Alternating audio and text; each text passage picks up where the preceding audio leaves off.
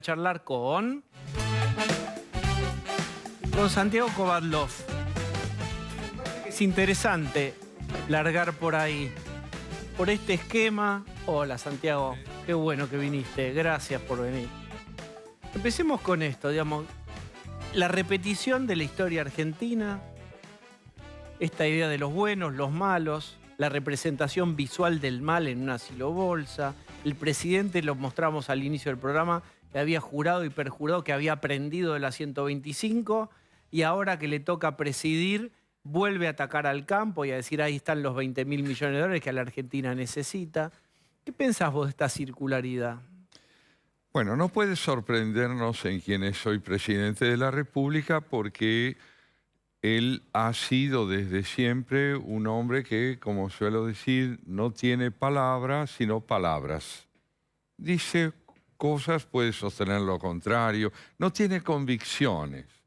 Se sostiene en el poder mediante respuestas que son oportunistas u oportunas, según a quien estén dirigidos, genera expectativas de corto plazo. Entonces eso no puede sorprender. Lo que sí creo yo que está intentando el gobierno, y ustedes lo han desarrollado muy bien a mi modo de ver, es cómo sostener la cohesión de una fuerza interna que ante los fracasos del gobierno podría dispersarse o ahondar las evidencias que ya da de disconformidades sectoriales. Bueno, para esto hay que sacralizar permanentemente la figura del enemigo. El enemigo es aquel que, siendo responsable de todas nuestras desgracias, debe ser simultáneamente eliminado y sostenido. Eliminado porque él es la causa de los males. Sostenido porque sin él no tenemos nosotros causa. En consecuencia, estamos delante de una evidencia. El oficialismo no puede registrar sus fracasos. Como bien recordabas, en el gobierno de Mauricio Macri, él era el responsable de la crisis económica que estaba en el centro de la tragedia argentina. Ahora no hay crisis económica que tenga al gobierno como responsable. Sigue siendo Macri. Sigue siendo Macri. Es imperioso que lo sea. ¿Para qué? Para no poder trabajar políticamente. ¿A qué llamo yo trabajo político? A tener un buen diagnóstico de la realidad, de sus desafíos y gestionar como quien aprende. Y no gestionar como quien se empecina en creer que la realidad se agota en su propio discernimiento. Yo planteaba al inicio que el material más duro del universo es la ideología, que no es idea y pensamiento, sino es eso, pero muy mezclado y muy tomado por el dogma, por una cuestión religiosa en el mal sentido, no en el sentido positivo de lo religioso. ¿Cómo crees que ocurre este fenómeno en donde no importa la realidad? Mis creencias no se negocian. La evidencia no modifica mi creencia. Bueno, ante todo recuerdo algo porque me lo diste servido, que es una pequeña reflexión de Albert Einstein que decía que exterminar o partir un prejuicio es más difícil que partir o dividir el átomo. Claro. Pues, lo que pasa es que el átomo no tiene intereses. Por supuesto el prejuicio sí los tiene. Yo creo que estamos delante de una de las consecuencias más profundas de la falta de educación cívica. ¿Esa consecuencia cuál es? Donde no pueden imperar las ideas, imperan las consignas. Las consignas dan identidad a condición de que impliquen la presencia de un otro que encarne el mal. Este maniqueísmo, que responde a una pseudoteología primitiva, no la quiero llamar medieval por respeto a la Edad Media, pero que básicamente se asienta en la idea de que hay que exorcizar el pecado mediante la condena de un culpable que es siempre alguien a quien podemos llamar brujo y debe ser quemado. Esto muestra lo empobrecida que está la Argentina en términos de ideas. Es un país sin problemas interesantes. Hay que repetirlo, no tenemos problemas interesantes, tenemos problemas graves, pero no interesantes, porque las ideas que circulan son consignas, no son en verdad ideas.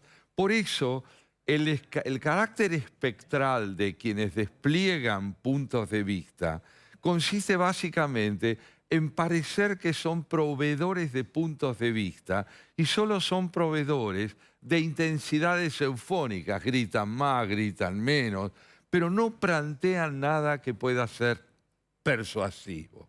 Pero uno escucha este giro también en cierto núcleo duro kirchnerista y es el de Alberto Fernández, no es nuestro gobierno. B, ojo, porque en 2023 vuelve la derecha. Y eso les resulta muy ordenador y como lectura de la realidad. Bueno, también son razonamientos coyunturales. Este no es nuestro gobierno. Nosotros lo elegimos, pero no nos representa. ¿Cuándo nos representaban? Cuando lo elegimos. ¿Por qué no nos representa? Porque no es eficiente en aquello que se le asignó. ¿Y qué es lo que se le asignó? Terminar con todo aquello que debilitara al kirchnerismo. ¿Es el presidente inepto? Ya lo creo. ¿Para quién? Para todos nosotros, no solo para los kirchneristas. El kirchnerismo está desconforme con él porque no encubrió ni consolidó todo lo que debía consolidar. Nosotros, los que no somos kirchneristas, también estamos desconformes con el presidente. ¿Por qué? Porque asume como un demócrata y ejerce el poder como un sirviente del despotismo. Ha ganado unanimidad. ¿Hay diferencia entre el peronismo y el kirchnerismo? Ensayo algo, digamos, uno veía otros peronismos más flexibles o pragmáticos, yo te puedo agregar en algún momento hasta cínicamente pragmáticos, y uno ve al kirchnerismo como en una textura ideológica más rígida, ¿no? Como más inelástica a una realidad. Menem hizo una cosa, anunció una cosa, hizo otra cosa. El kirchnerismo no te miente, viene a una cosa y redobla. ¿Ves diferencias vos? ¿Te parece que es una continuidad?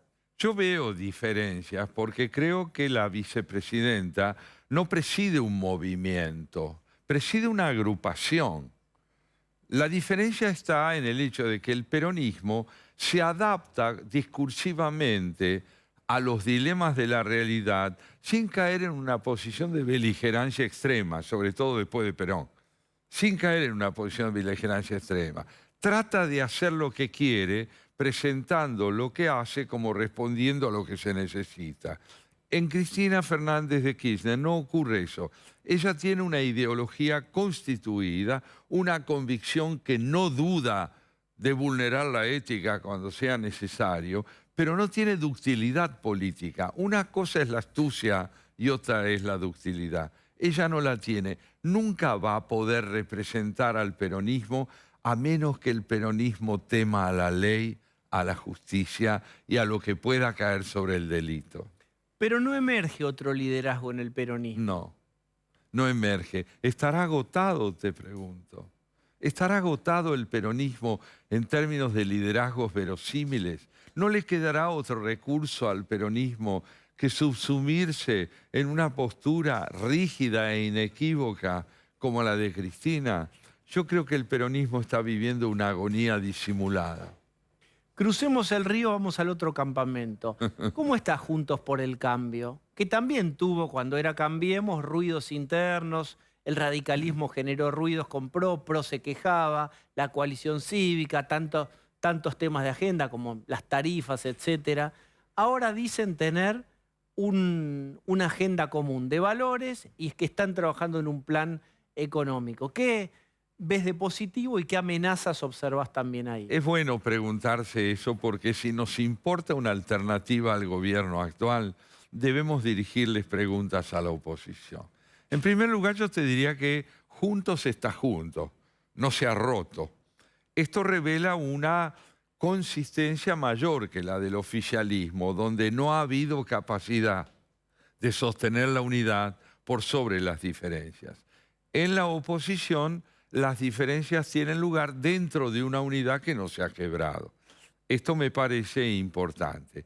¿Qué es lo que yo le pediría a la oposición? Que acelere en el orden legislativo la evidencia de que puede frenar el avasallamiento del sistema democrático, tal como aspira a hacerlo el oficialismo actual. ¿Por qué decís que acelere? Que acelere. ¿Qué observás? Sí. Observo que es necesario, por ejemplo, que medidas como las que señalaba Tetaz, que se han tomado para contener los intentos de desborde por parte del oficialismo en el campo legislativo, se conozcan más y se multipliquen más. ¿Qué significa acelerar? ¿Cómo se va a terminar con el prebendarismo en la Argentina? ¿Con qué medidas? ¿Se las puede enunciar como proyectos de ley? ¿Se las puede empezar a manifestar? ¿Por qué la expectativa de la sociedad tiene que apostar al número 23 y no puede empezar a respaldar al 23 en las evidencias que desde el 22 se den de que en el orden legislativo ya se está batallando para lograr lo que la democracia necesita a fin de ser republicana? Quiero llevarte por último a un tema que se instaló, no es generalizado, también da mucha pena, que es nuevas generaciones pensando en que a lo mejor va a ser mejor irse a vivir a otro lugar. Uno no lo estimula ni lo fomenta, pero es una realidad que ve nuevas generaciones que piensan que hay mejores horizontes afuera. Vos viviste muchos años afuera. ¿Qué podés contar de lo que significa vivir en Argentina y dejar de vivir en Argentina y luego volver? De este fenómeno de la emigración, si vos querés, más poéticamente, del exilio. Bueno, comencemos por aquí. Hace algunos años pensábamos que los jóvenes no tenían interés en la política, que se habían apartado de la política. Yo creo que desde el año 14, desde el año 15, empezó a hacerse evidente un florecimiento notable del interés de los jóvenes por la política. Y hoy los líderes políticos son jóvenes. Lo cierto es que son muchos de ellos jóvenes.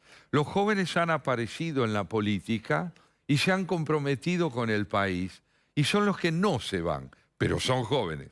Están también ahora los jóvenes que sí piensan en irse o que se han ido. Pero yo no generalizaría. Hay jóvenes que se han quedado y hoy actúan en política y actúan. Se han metido, efectivamente.